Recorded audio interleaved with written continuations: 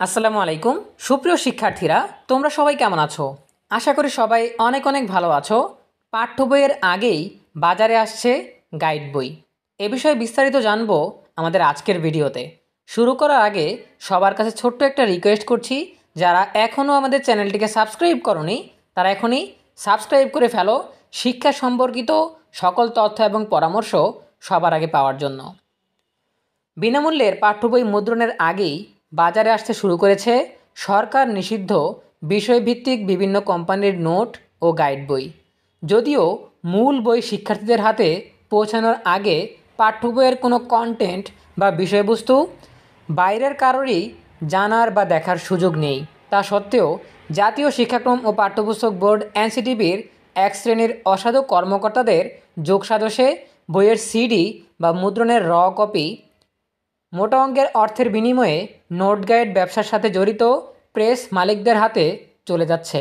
এই প্রেস মালিকরা মূল পাঠ্য বই ছাপানোর কাজ বাদ দিয়ে এখন নোট আর গাইড ছাপানোর কাজে ব্যস্ত হয়ে পড়েছে। ফলে পাঠ্য বই যথাসময়ে শিক্ষার্থীদের হাতে পৌঁছানো নিয়েও অনিশ্চয়তা তৈরি হয়েছে।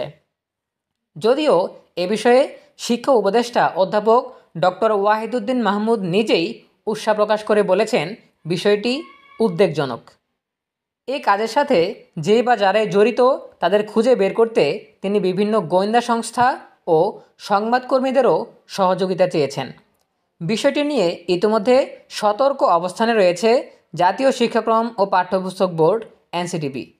প্রতিষ্ঠানের চেয়ারম্যান জানিয়েছেন, তারাও এ বিষয়ে অভিযোগ পেয়েছেন।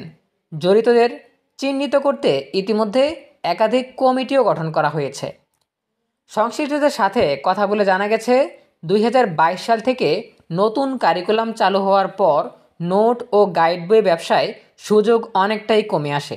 কেননা বিতর্কিত এই কারিকুলামে শিক্ষার্থীদের খুব একটা পড়াশোনা করতে হতো না।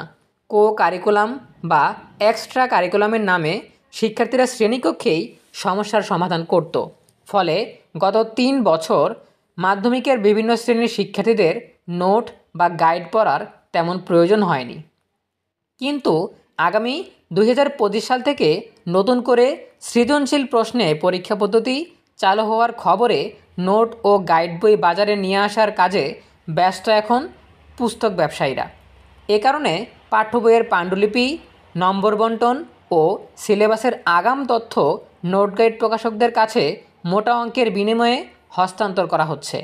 অভিযোগ রয়েছে, যারা পাঠ্য বই ছাপার ঠিকাদারি পেয়েছেন তাদের মধ্যে বেশ কিছু বড় বড় ঠিকাদারের নোট গাইড কোম্পানিও রয়েছে।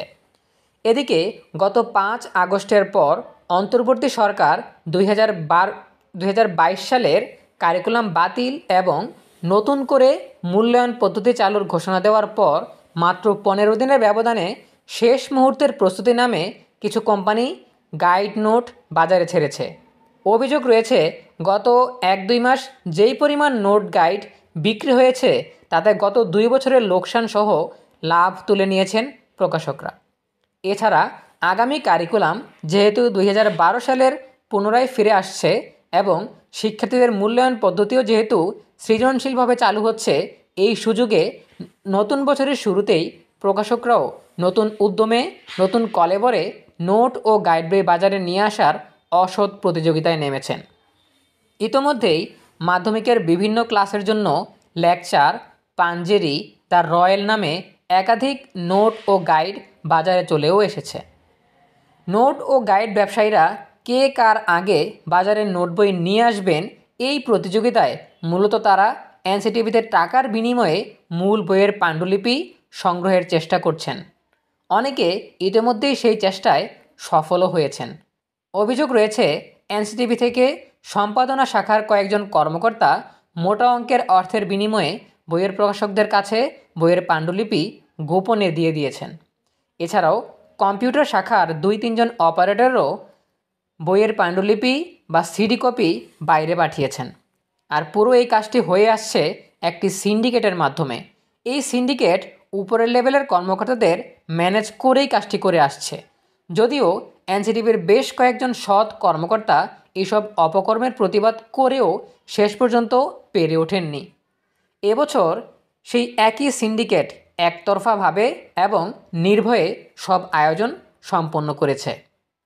এদিকে শিক্ষাখাত ধ্বংসের এমন অপকর্মে জড়িত পাঠ্যপুস্তক বোর্ডের কর্মকর্তা কর্মচারী ও নোট গাইড প্রকাশকদের খুঁজে বের করতে গোয়েন্দা সংস্থা ও পুলিশের এসবি কর্মকর্তাদের নির্দেশ দিয়েছেন শিক্ষা উপদেষ্টা ডক্টর ওয়াহিদুদ্দিন মাহমুদ। একই সাথে তিনি দোষীদের বিরুদ্ধে কঠোর ব্যবস্থা নিতে সংস্থাগুলোকে যত দ্রুত সম্ভব অনুসন্ধান করে এ বিষয়ে প্রতিবেদন দিতে বলা হয়েছে। গতকাল রবিবার সন্ধ্যায় এ বিষয়ে কথা হয় এনসিডিবির চেয়ারম্যান প্রফেসর ডক্টর রিয়াজুল হাসানের সাথে। তিনি জানান, আমাদের কাছেও এ বিষয়ে অভিযোগ এসেছে। আমরা চেষ্টা করছি এই অসৎ কাজের জড়িতদের দ্রুত খুঁজে বের করতে। আমরা ইতিমধ্যেই একাধিক তদন্ত কমিটিও গঠন করেছি। এ বিষয়ে বিভিন্ন গোয়েন্দা দফতরকেও আমাদের তদন্তের কাজে সম্পৃক্ত করা হয়েছে। প্রিয় শিক্ষার্থীরা, এই ছিল আমাদের হাতে থাকা সর্বশেষ তথ্য। পাঠ্য বই সংশ্লিষ্ট সকল তথ্য সবার আগে জানতে চাইলে আমাদের চ্যানেলটি সাবস্ক্রাইব করে সাথেই থাকো। দেখা হবে পরবর্তী আপডেট নিয়ে নতুন কোনো ভিডিওতে। সেই পর্যন্ত তোমরা সবাই ভালো থাকো, সুস্থ থাকো, নিরাপদে থাকো এবং সবসময় ইএনইউবির সাথেই থাকো। তোমাদের সকলের জন্য রইল অনেক অনেক শুভকামনা। ধন্যবাদ সবাইকে।